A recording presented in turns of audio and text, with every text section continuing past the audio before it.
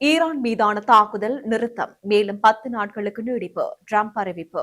ஈரானில் 10,000 இலக்குகள் மீது தாக்குதல் நடத்தியது அமெரிக்கா. எரிசக்தி அமைச்சர் குமார் ஜெயக்கொடி பிணைகளில் விடுவிப்பு. கொடூர கொலைகளுக்கு நீதி கோரி மட்டு மாவட்ட செயலகம் முற்றுகை. எரிபொருள் மீதான வரிகளை குறைத்து மக்களுக்கு நிவாரணம் வழங்க வேண்டும் சஜித் பிரேமதாச வலியுறுத்தல். மே மாதம் வரை நீடிக்கும் வெப்பம், உடல் வெப்பம் மக்களுக்கு அறிவுறுத்தல். வணக்கம், இது யூரோப் தமிழின் இரவு நேர பிரதான செய்திகளுடன் இன்றைக்கும் நான் நோமிகா சாந்தகுமார்.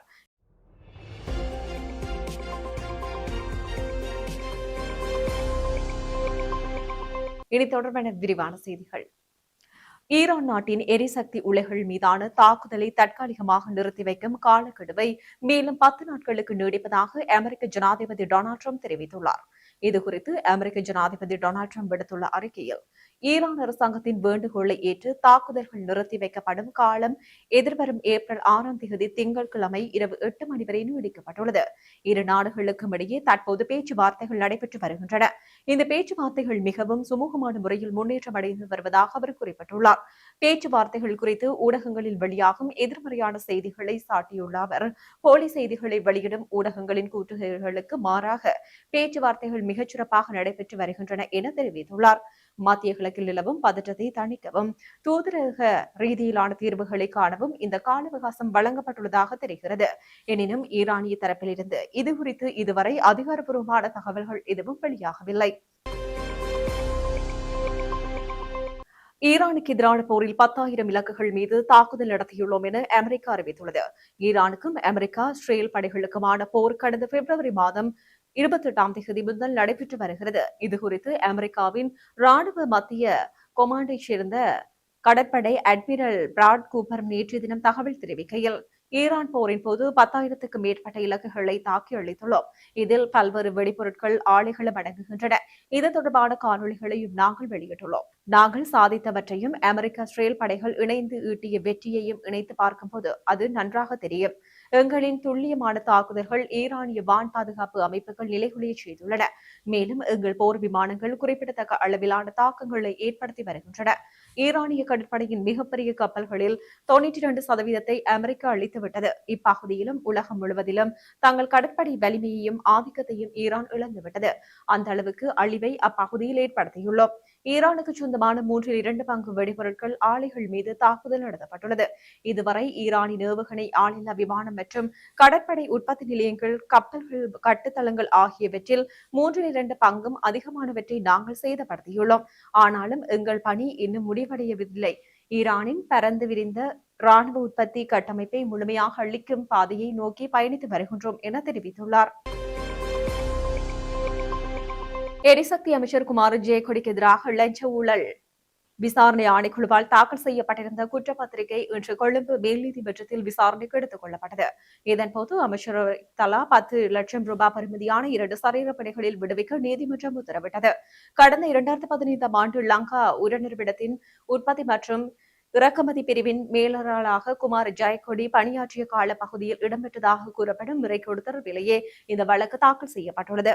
கோடிபெட்டிய களஞ்சி வளாகத்தில் தரை விரிப்பு இடுவதற்கான கொள்முதல் நடவடிக்கையின் போது தனியார் நிறுவனம் ஒன்றுக்கு சட்டவிரோதமான முறையில் சலுகைகளை வழங்கியதன் மூலம் அரசுக்கு நட்டம் ஏற்படுத்தினார் என அவர் மீது குற்றம் சுமத்தப்பட்டுள்ளது. இது தொடர்பான முறைப்பாட்டை தொடர்ந்து முன்னெடுக்கப்பட்ட முதற்கட்ட விசாரணைகளின் அடிப்படையில் லஞ்ச ஊழல் விசாரணை ஆணைக்குழுவால் இந்த குற்றப்பத்திரிகை தாக்கல் செய்யப்பட்டது. இந்த நீதிமன்றத்தில் முன்னிலையான அமைச்சருக்கு பிணை வழங்கிய நீதவான் வழக்கின் மேலதிக விசாரணைகளை ஒத்திவைத்தார். மட்டக்களப்பு மாவட்டத்தில் அண்மையில் இடம்பெற்ற அதிர்ச்சியை ஏற்படுத்திய கொள்ளை மற்றும் கொள்ளை சம்பவங்களுடன் தொடர்புடைய சந்தேக நபர்களுக்கு தகுந்த தண்டனை வழங்கப்பட வேண்டும் என வலியுறுத்தி இன்று மட்டக்களப்பில் பாரிய கவனஈர்ப்பு போராட்டம் ஒன்று முன்னெடுக்கப்பட்டது. மட்டக்களப்பு காந்தி பூங்காவில் ஆரம்பமான இந்த போராட்டம் பின்னர் மட்டக்களப்பு மாவட்ட செயலகம் வரை அமைதியான முறையில் பேரணியாக சென்றது. இதன்போது போராட்டக்காரர்கள் மாவட்ட செயலகத்திற்குள் நுழைவதை தடுக்கும் வகையில் போலீசாரால் பஸ்கள் குறுக்கி நிறுத்தப்பட்டு பிரதான வாயில் மூடப்பட்டு பலத்த பாதுகாப்பு ஏற்பாடுகள் செய்யப்பட்டிருந்தன. தடைகளை தாண்டி செயலகத்தின் முன் திரண்ட பொதுமக்கள் எதிர்காலத்தில் இவ்வாறான கொடூரங்கள் நிகழாத வகையில் குற்றவாளிகளுக்கு உச்சக்கட்ட தண்டனை வழங்கப்பட வேண்டும் என முழக்கமிட்டனர். இந்த போராட்டத்தின் போது ஒரு முக்கிய கோரிக்கை முன்வைக்கப்பட்டது. மனிதாபிமானமற்ற இக்கொலை சம்பவங்களுடன் தொடர்புடைய சந்தேக நபர்களுக்கு ஆதரவாக எந்தவொரு சட்டத்திறனையும் நீதிமன்றில் முன்னிலையாக கூடாது என போராட்டக்காரர்கள் பகிரங்கமாக வேண்டுகோள் விடுத்தனர். இந்த சம்பவ இடத்திற்கு வருகை தந்த மாவட்ட அரசு அதிபர் போராட்டக்காரர்களுடன் கலந்துரையாடி உரிய நடவடிக்கை எடுப்பதாக உறுதியளித்தார். அதன் பின்னரே போராட்டம் நிறைவுக்கு வந்தது. இதன்போது ஜனாதிபதி மற்றும் சட்டத்திறனிகள் சங்கங்களுக்கான மகஜர்களும் கையளிக்கப்பட்டன.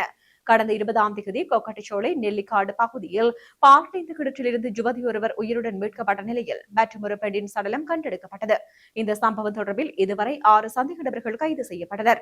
கைது செய்யப்பட்டவர்களிடம் முன்னெடுக்கப்பட்ட விசாரணைகளின் அடிப்படையில் கொள்ளை சம்பவங்களுக்கு பயன்படுத்தப்பட்டதாக கருதப்படும் வீரியமிக்க மருத்துவ பொருட்களை போலீசார் நேற்று நள்ளிரவு கைப்பற்றியுள்ளனர். சத்திர சிகிச்சைகளின் போது நினைவிழக்க செய்ய பயன்படுத்தப்படும் இந்த மருந்துகள் நிலத்தில் புதைக்கப்பட்டிருந்த நிலையில் மீட்கப்பட்டுள்ளன. கிணற்றில் இருந்து உயிருடன் மீட்கப்பட்ட யுவதி தற்போது மட்டக்களப்பு போதனா வைத்தியசாலையில் விசேட சிகிச்சை பிரிவில் அனுமதிக்கப்பட்டுள்ளார். இதுகுறித்து கிழக்கு மாகாண பாரிய குற்றத்தடுப்பு பிரிவு பொறுப்பதிகாரி தெய்வநாயகம் மேனன் தெரிவிக்கையில், பாதிக்கப்பட்ட யுவதிக்கு விசேட சிகிச்சைகள் வழங்கப்பட்டு வருகின்றன. அதே நேரம் மீட்கப்பட்ட பெண்ணின் சடலம் மீதான பிரேத பரிசோதனைகள் இதுவரை மேற்கொள்ளப்படவில்லை என தெரிவித்தார். இந்த கவனஈர்ப்பு போராட்டத்தில் இலங்கை தமிழரசு கட்சி நாடாளுமன்ற உறுப்பினர்கள், உள்ளூராட்சி சபைகளின் தவிசாளர்கள், உறுப்பினர்கள், அரசியல் பிரமுகர்கள் மற்றும் பெருமளவிலான பொதுமக்கள் என பலரும் கலந்து கொண்டனர். இந்திய அரசாங்கம் அண்மையில் எரிபொருள் மீதான வரிகளை குறைத்திருப்பதை போன்று இலங்கை அரசாங்கமும் வரிகளை குறைத்து மக்களுக்கு நிவாரணம் வழங்க வேண்டும் என எதிர்க்கட்சித் தலைவர் சஜித் பிரேமதாச வலியுறுத்தியுள்ளார். இதுகுறித்து தனது எக்ஸ் பக்கத்தில் பதிவிட்டுள்ளவர், இந்திய நுகர்வோரின் சுமையை குறைக்கும் நோக்கில் மோடி அரசாங்கம் பெட்ரோல் மீதான சிறப்பு கூடுதல் உற்பத்தி வரியை குறைத்துள்ளதோடு டீசல் மீதான வரியை முழுமையாக நீக்கியுள்ளதாக சுட்டிக்காட்டியுள்ளார்.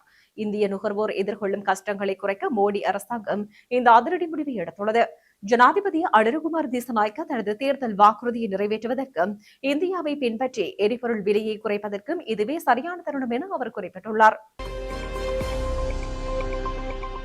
தற்போதைய காலநிலை மே மாதம் வரை நீடிக்கும் எனவும் மே மாதம் இறுதி வரை வாரத்தில் இருந்து தென்மேற்கு பருவமழை தொடங்கிய பின்னர் இந்த நிலையில் தவிர்க்கப்படும் எனவும் வளிமண்டலவியல் திணைக்களத்தின் மேலதிக பணிப்பாளர் நாயகம் அஜித் விஜயமானு தெரிவித்தார். மேலும் மார்ச் மற்றும் ஏப்ரல் மாதங்களில் காற்றின் வேகம் மிக குறைவாக காணப்படுவதுடன் காற்று குறிப்பிடப்பட்ட திசையொற்றி வீசுவதால் வளிமண்டலத்தில் வெப்பம் அதிகமாக உணரப்படுவதாக தெரிவித்தார். சூரியன் இலங்கைக்கு நேராக உச்சம் கொடுப்பதாலும் மேகமூட்டமாக குறைவாக இருப்பதாலும் நேரடி சூரிய கதிர்வீச்சு தரை மற்றும் கடற்படை வழக்கத்தை விடவும் அதிகமாக வெப்பமடைய செய்கிறது. குறிப்பாக காற்றில் உள்ள அதிகப்படியான ஈரப்பதம் காரணமாக உடலில் ஏற்படும் வியர்வை எளிதில் ஆவியாகாமல் தங்கிவிடுகிறது. இது மனித உடலுக்கு அதிக வெப்பத்தை உணரச் செய்கின்றது என தெரிவித்தார். மத்திய மாகாணம் மற்றும் பதுளை மாவட்டத்தை தவிர நாட்டின் ஏனைய பெரும்பாலான பகுதிகளில் வெப்பம் சட்டென அபாயகரமான மட்டத்தில் நிலவுகிறது. இந்த வெப்பம் குறிப்பாக பகல் 3 மணியளவில் அதன் உச்சத்தை எட்டும் என எதிர்பார்க்கப்படுகிறது. எதிர்வரும் மே மாதம் 20ஆம் தேதிக்கு பின்னரே தென்மேற்கு பருவமழை ஆரம்பமாகும். ஆகவே பொதுமக்கள் பாதுகாப்பு நடைமுறைகளை கடைபிடிக்குமாறு தெரிவித்தார். காலை 11 மணி முதல் மாலை 4 மணி வரை நேரடியாக வெயிலில் நடமாடுவதை தவிர்க்குமாறும், தாகம் எடுக்காவிட்டாலும் அடிக்கடி தாராளமாக தண்ணீர் மற்றும் திரவ உணவுகளை அருந்துமாறு அறிவுறுத்தப்பட்டுள்ளனர். செய்திகளின் நிறைவாக மீண்டும் தலைப்புச் செய்திகள். ஈரான் மீதான தாக்குதல் நிறுத்தம் மேலும் 10 நாட்களுக்கு நீடிப்பு, டிரம்ப் அறிவிப்பு. ஈரானில் 10,000 இலக்குகள் மீது தாக்குதல் நடத்தியது அமெரிக்கா. எரிசக்தி அமைச்சர் குமார் ஜெயக்கொடி பிணைகளில் விடுவிப்பு. கொடூர கொலைகளுக்கு நீதி கோரி மட்டு மாவட்ட செயலகம் முற்றுகை. எரிபொருள் மீதான வரிகளை குறைத்து மக்களுக்கு நிவாரணம் வழங்க வேண்டும், சஜித் பிரேமதாச வலியுறுத்தல். மே மாதம் வரை நீடிக்கும் வெப்பம், உடல் வெப்பம் மக்களுக்கு அறிவுறுத்தல். இத்துடன் யூரோப் தமிழின் இரவு நேர பிரதான செய்திகள் நிறைவு பெற்றன. வணக்கம்.